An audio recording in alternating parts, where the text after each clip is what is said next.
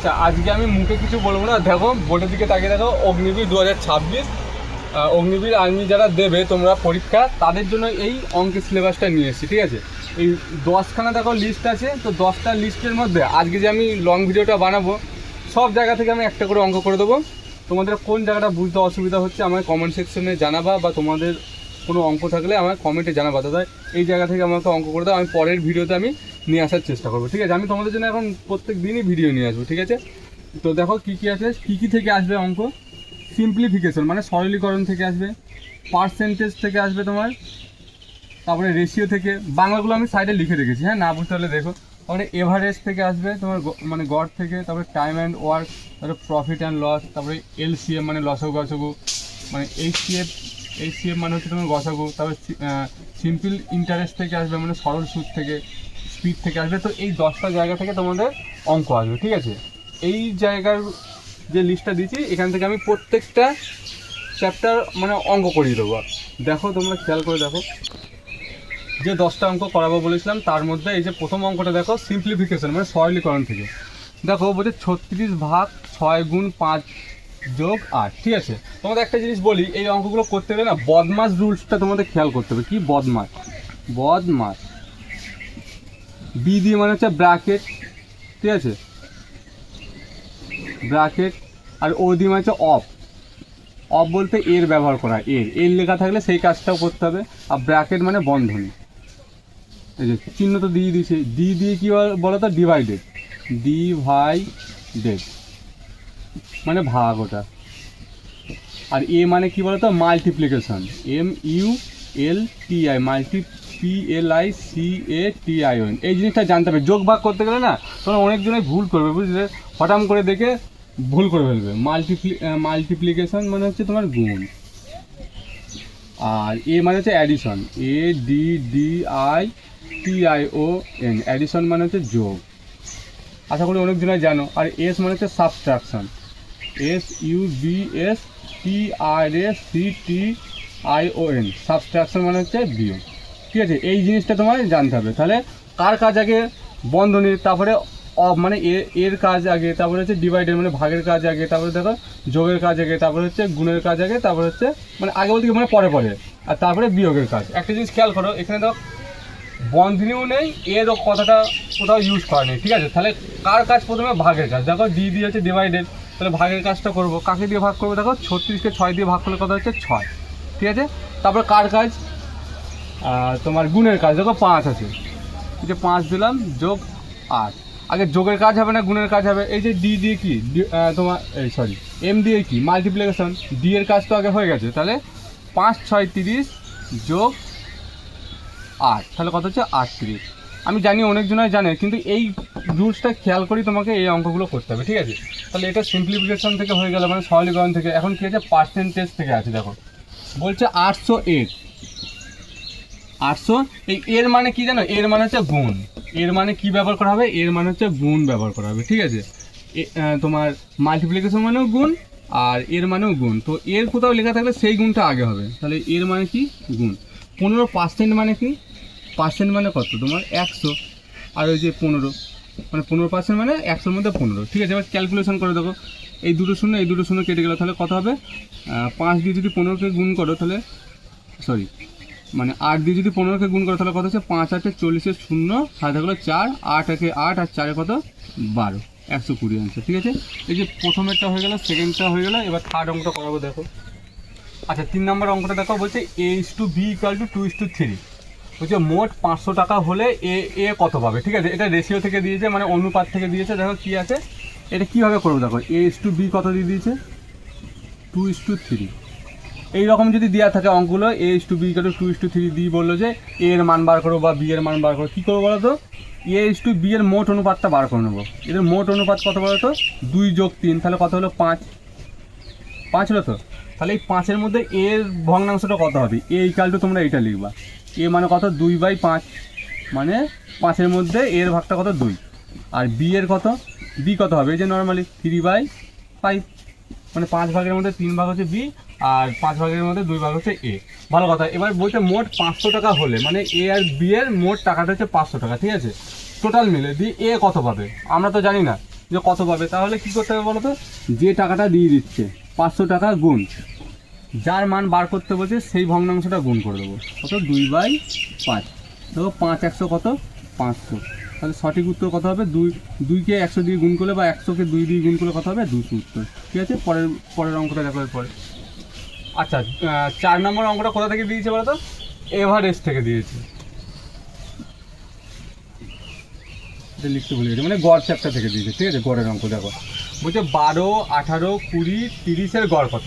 আচ্ছা গড় বার করতে গেলে কী করতে হবে জানো, যতগুলো সংখ্যা দিয়ে দেবে তাদের যোগ, 12 যোগ 18 যোগ 20 যোগ 30, সে যতগুলোই দিক না কেন ওদের যোগ লিখবো, মানে টোটাল যোগ করব, যে কতগুলো সংখ্যা আছে টোটাল, 1 2 3 4, 4 দিয়ে ভাগ করব।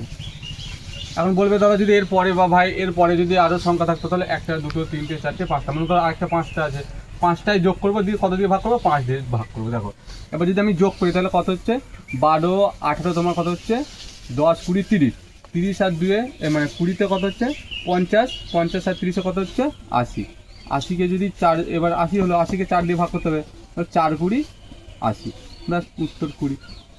এভারেস্ট চ্যাপ্টার অঙ্ক এটাই, এই টাইপের আসবে। ঠিক আছে, তো পরের অঙ্কটা দেখো। আচ্ছা 5 নম্বর অঙ্কটা দেখো, বলছে এ একটি কাজ 12 দিনে করে, ভালো কথা, তাহলে একদিনে কত মানে কতটা কাজ করবে বা কাজ কত করে। ঠিক আছে, এটা টাইম অ্যান্ড ওয়ার্ক থেকে অঙ্কটা। ঠিক আছে, দেখো কী করে করি, বলছে এ একটি কাজ কত অংশ করে আমরা তো জানি না, লিখে নিই, ধরি মোট কাজ, মোট কাজ 1 লিখলে 1 তো লিখতে পারো বা 1 অংশ লিখতে পারো। ঠিক আছে, তো মোট কাজ যদি 1 হয়, এবার যদি বলে একদিনে বার করতে কোনো অঙ্ক, যদি বলে একদিনে কত, তাহলে লিখবে একদিনে কি হবে বলো তো, একদিনে সমান মোট এটাই রুলস, মোট কাজ বাই মোট সময়, ঠিক আছে। দেখো মোট কাজ কত ধরে নিয়েছি 1, আর সময় মানে কত দিনে করেছে কাজটা 12 দিনে, যে বাই 12 মানে 12, তাহলে 1/12। তো ঠিক আছে, একদিনে কাজ করবে কত 1/12, একদিনে বার করতে বলে কি করতে হয়, মোট কাজ বাই মোট সময় করে দেবে। ঠিক আছে, এর পরের অঙ্কটা দেখো। আচ্ছা 6 নম্বর অঙ্কটা কোথা থেকে করা আছে, প্রফিট অ্যান্ড লস মানে লাভ ক্ষতি দেখে। ঠিক আছে, বলছে একটি জিনিস 200 টাকায় কিনে 250 টাকায় বিক্রি হয়েছে, বাহ তাহলে তো ভালোই লাভ হয়েছে। বলছে একটি জিনিস 200 টাকায় কিনে 250 টাকায় বিক্রি করলে লাভ কত হয়েছে। আচ্ছা লাভ জানতে গেলে কী করতে হবে না, লাভ যদি ফর্মুলা থাকে, লাভের সূত্র কী বলো তো, একটা জিনিস মনে করো 10 টাকায় কিনেছো, সেই জিনিসটা যদি আমি 20 টাকায় বেচি, ভালোই তো লাভ হবে। ঠিক আছে, তো কত টাকা বাড়লো, 10 টাকা বেড়েছে না, 10 টাকায় কিনে 20 টাকায় বেচেছে, তো এটা কত লাভ বা লোকসান হলো সেটা আমরা কী করে বার করবো বলো তো, বিক্রি যেটা থেকে করেছি, মানে বিক্রি যত দিয়ে করেছি সেইটা বিয়োগ যত দিয়ে কিনেছি সেইটা, মানে এটা মনে হচ্ছে বিক্রয় মূল্য, এটা মনে হচ্ছে মানে এটা ক্রয় মূল্য। ঠিক আছে, তো আমার লাভ বার করতে গেলে কী লিখতে হবে বলতো, বিক্রয় মূল্য বিয়োগ ক্রয় মূল্য। লাভ ক্ষতি তো আমরা এইভাবেই হিসাব করি যে এত টাকা কিনে এত টাকা লস হয়ে যাবে, তাই না। তো দেখো বিক্রয় মূল্য কত, বিক্রয় মূল্য হচ্ছে এই যে 250 টাকায় বেচেছে, এই যে 200 টাকায় কিনে 250 টাকায় বিক্রি করেছে, বিক্রি মানেই বিক্রয় মূল্য, তাহলে কত 250 টাকা, বিয়োগ ক্রয় মূল্য কত, ক্রয় মূল্য মানে কেনাটা 200 টাকা, ব্যাস তাহলে কত হচ্ছে 250 থেকে 200 বিয়োগ দিলে কত হচ্ছে 50 টাকা। তার মানে কী বোঝা গেল, লাভ বার করতে গেলে আমার ক্রয় মূল্য থেকে বিক্রয় মূল্যটা বিয়োগ করে দিতে হবে, যেটা ঠিক আছে। দেখো এর পরের অঙ্কটা হচ্ছে 7 নম্বর অঙ্ক। দেখো বলছে 15 ও 20-এর এলসিএম কত, মানে লসাগু বার করতে হয়েছে। তো আমরা লসাগু কী করে বার করি, দেখো 15, 20, তাই তো দুটোকেই ভাগ করতে হবে প্রথমে, যদি 2 দিয়ে যায় 2 দিয়ে দেখবো, দেখো 2 দিয়ে ভাগ যাচ্ছে, 15কে যায় না কিন্তু 10কে যায়, মানে 20কে যায়, দেখো 10 দুগুণে 20, আবার 2 দিয়ে যাচ্ছে, দেখো 15 একটা 15, 5 দুগুণে 10। ঠিক আছে, এবার দেখো 3 দিয়ে দিলেও হবে, 5 দিয়ে দিলেও হবে, আমরা ভাগ যখন করবো না মানে করবো যখন ভাগ করতে হবে ছোটো থেকেই বড়োই যেতে হয়। দেখো এবার 3 দিয়ে যদি দিই, 3 5 15, এই যে 5 করে থাকলো, দেখো আবার 5 দিয়ে যাচ্ছে, 5 1 5। তো লসাগুর ক্ষেত্রে না সংখ্যাগুলো সব গুণ করতে হয়। দেখো 2 দুগুণে 4, 3 4 12, 5 12 60, আর 60কে যদি 1 দিয়ে গুণ করা তাহলে কত হবে, 60ই হবে উত্তর। ঠিক আছে, তাহলে এদের লসাগু কত বেরোলো, লসাগুতে সবগুলো গুণ করতে হয়। ঠিক আছে, সংখ্যাগুলো, তাহলে 60 বেরোলো। এবার দেখো নিচে কী আছে, এইচসিএফ মানে হচ্ছে গসাগুটা, বলছে 18 ও 24-এর গসাগু কত হবে। দেখো 18, 24, আমি একটা কথা বলি, লসাগুতে না সব সংখ্যাগুলো গুণ করতে হয়, ঠিক আছে। আর গসাগুর ক্ষেত্রে দেখো আমি বোঝাচ্ছি, গসাগুর ক্ষেত্রে দুটো কি ভাগ দিতে হবে। লসাগুর ক্ষেত্রে যে কোনো একটা ভাগ গেলেই হয়, কিন্তু গসাগুর ক্ষেত্রে একে যত দিয়ে দেবো এই সংখ্যাটা থেকে তত দিয়ে ভাগ করবো। দেখো প্রথমে কত দিয়ে যাচ্ছে, দেখো 9 দুগুণে 18, 12 দুগুণে 24, আবার দেখো কত দিয়ে যাচ্ছে, দেখো 12কে না 2 দিয়ে যায় কিন্তু 9কে যায় না, 9কে 3 দিয়ে দাও প্রথমে, 3 3কে 9, 3 4 12। দেখো 4কে কিন্তু ভাঙা যায়, ভাঙবো না, কেননা গসাগুর নিয়ম হচ্ছে সব সংখ্যাগুলোকে একই দিয়ে ভাগ করতে হবে। দেখো তাহলে আমরা এখানে কি কি নেবো, এই যে যেটা দিয়ে ভাগ গেছে 6 নেবো আর 2 নেবো, মানে 2 আর 6 গুণ 3 গুণ করলে কত হবে, 3 দুগুণে 6। তাহলে গসাগুটার নিয়ম কি, যে গসাগুটার নিয়ম হচ্ছে দুটো যে সংখ্যা দেওয়া যাবে সেই সংখ্যাকে সেম সংখ্যা দিয়ে ভাগ করতে হবে। একে 2 দিয়ে দিলে একটু 2 দিয়ে, একে 3 দিয়ে দিলে একটু 3 দিয়ে, দেখো যেগুলো মিল হবে সেইগুলো গুণ করে লিখতে হয়। 2 আর 3 পাবো, এগুলো লেখা যাবে না, ঠিক আছে, নিচে এগুলো। এর গসাগু কত, 6, 18 24-এর HCF হচ্ছে 6। পরের অঙ্ক দুটো দেখো। আচ্ছা 9 নম্বর অঙ্কটা কি আছে দেখো, এটা তোমার এসছে, মানে এটা কোন চ্যাপ্টার থেকে বলো তো, সরল সুদ, সরল সুদ, সিম্পল ইন্টারেস্ট। দেখো বুঝলে 100 টাকার ওপর 2 বছরের 10% হারে সুদ কত, ঠিক আছে। দেখো টাকাটা দিয়ে দিয়েছে, বছরটা দিয়ে দিয়েছে, সুদের হারটা দিয়ে দিয়েছে, বলছে সুদ কত। এই জিনিসটা তোমার মনে রাখতে হবে যে সুদের সূত্র কি, সুদের সূত্র আছে, সুদকে আই দ্বারা প্রকাশ করা হয় ইন্টারেস্ট, হ্যাঁ।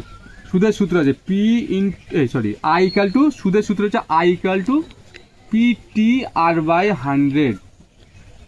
এখানে পি মানে কি বলতো, যে মূলধনটা দিয়ে দেবে, যে প্রিন্সিপাল আসল টাকাটা দিয়ে দেবে, সেই 100 গুণ টি মানে কি বলতো, টাইম মানে সময়টা, 2 বছর গুণ এই যে আর মানে কি তোমার বছরে যে সুদের হারটা হচ্ছে, মানে 10%। 8 টাকা মানে কি, এই যে 10। এবার বলবে দাদা পার্সেন্টেজটা কোথায় দেবো, এই যে নিচে 100 আছে, তাই এই যে 100, তারপর এই 100 কেটে চলে গেল, তাহলে কত বই থাকবে, 10 দুগুণে 20, ঠিক আছে। তাহলে কি দাঁড়ালো, 100 টাকার ওপর 2 বছরে 10% হারে সুদ কত, 20 টাকা।